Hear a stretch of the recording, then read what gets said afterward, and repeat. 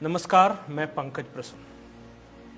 झारखंड में आदिवासियों मूलवासियों की सरकार है, झारखंडियों की सरकार है, सारे फैसले झारखंड के हित में लिए जा रहे हैं। नेताओं के ये भाषण आपने बहुत बार सुने होंगे, लेकिन भाषण और हकीकत में क्या फर्क है वो मैं आपको बताता हूं।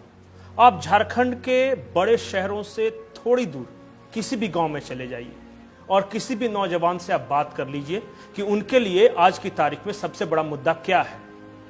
वो कहेंगे रोजगार। रोजगार कैसे मिलेगा? सरकार ने जो पॉलिसी बनाई है उसके चंद बिंदु मैं बताता हूं, आप सब कुछ समझ जाएंगे कि झारखंडी हित में है ये या झारखंडियों का अहित कर रही है। सबसे पहले सरकार नीति लेकर आई कि बिना खतियान का जातीय और आवासीय प्रमाण पत्र बनेगा। फिर कहा कि बिना खतियान के जमीन की रजिस्ट्री होगी। फिर सरकार ने कहा कि नैक द्वारा जो ए और A+ का एग्जाम होता है वो जो पास करेगा वही झारखंड में प्रोफेसर बन सकता है, जबकि झारखंड में नैक A और A+ पास कराने वाले एक भी संस्थान नहीं है। उसके बाद जब टीचर की वैकेंसी की बात आई तो सरकार कहती है कि भारत का नागरिक यहां शिक्षक बन सकता है। ऐसा क्यों? जब बंगाल में बंगाली शिक्षक बन सकता है, पंजाब में पंजाबी शिक्षक बन सकता है, बिहार में बिहार का नागरिक शिक्षक बन सकता है, महाराष्ट्र में जब 75% शिक्षक के पोस्ट वहां के मराठी लोगों के लिए आरक्षित हैं, तो फिर झारखंड में भारत का नागरिक शिक्षक क्यों बन सकता है? क्या झारखंड के नागरिकों को हक नहीं है शिक्षक बनने का? और जब कोई भारत का नागरिक बन सकता है तो यह जाहिर है कि दूसरे राज्यों के लोग आएंगे यहां एग्जाम देने, उनका सिलेक्शन भी होगा। अब देखिए, ये तो हम रोजगार की पॉलिसी की बात कर रहे हैं। अब जो सरकार द्वारा जो एग्जाम लेने वाले, जो रोजगार देने वाली संस्थाएं हैं, उनके बारे में थोड़ा जान लीजिए। JSSC का ये पूरा हंगामा जो चल रहा है वो आप देख रहे हैं। क्वेश्चन पेपर लीक हुए, वो मोबाइल में वायरल भी हुए हैं, इसकी कोई जांच नहीं। अब एक नया ऑडियो आया है जिसमें यह दावा किया जा रहा है कि दो शख्स बात कर रहे हैं। एक कह रहा है कि 20 लाख रुपए में क्वेश्चन पेपर तुम्हें एडवांस में मिल जाएगा और रात भर तुम तैयारी कर लेना और उसके बाद अगले दिन एग्जाम देना। JSSC का जो सेंटर है वो कोलकाता रहता है, झारखंड में क्यों नहीं? कोलकाता की क्या जरूरत थी? ये JSSC है, एक JPSC है। JPSC ने एग्जाम लिया, लेकिन नंबर्स जो हैं, जो कट ऑफ मार्क्स है, उसे वेबसाइट पे पब्लिश नहीं किया और नियुक्ति की अनुशंसा कर दी गई।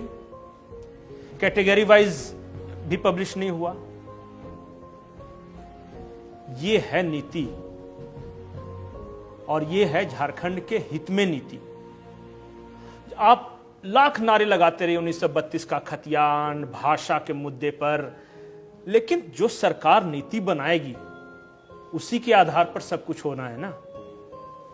अब जब नीति की बात आई तो एक और बेहद महत्वपूर्ण चीज मैं आपको बता रहा हूं।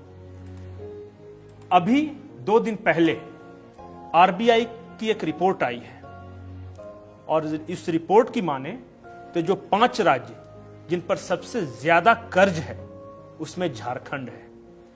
झारखंड के अलावा पंजाब, राजस्थान, केरल और पश्चिम बंगाल।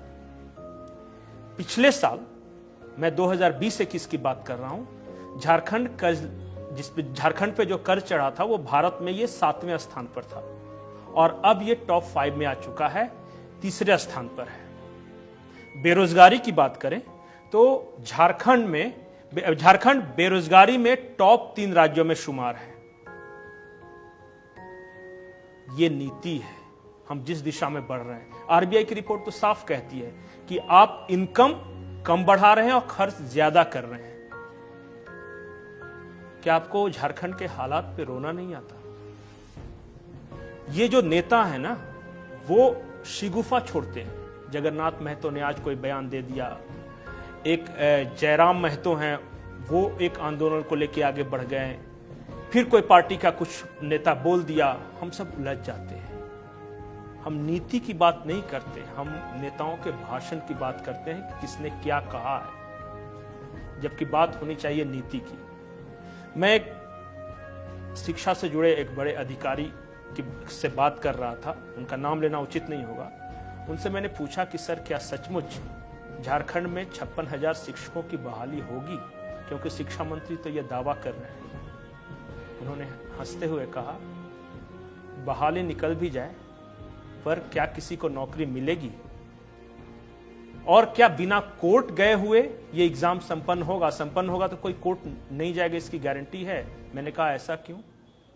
उन्होंने कहा पहले शिक्षा नीति तो बना ले, या जो नियुक्ति नियमावली तो ये बना ले। जिस राज्य की नियुक्ति नियमावली ही नहीं है वहां नियुक्ति होगी कैसे? 2.5 साल बीत गए हैं वादों के भरोसे, अगले 2 साल और हैं। मैं 2 साल इसलिए कह रहा हूं कि अंतिम 6 महीने चुनाव प्रचार होंगे, इलेक्शन वगैरह होंगे, बड़ी बड़ी घोषणाएं होंगी, होना जाना कुछ नहीं है। तो इन 2 सालों में जो वैकेंसी निकले, जो नौकरी मिले, वही हकीकत है, और जो आप हर दिन जो बयानबाजी या भाषण सुनते हैं वो फसाना है। नमस्कार।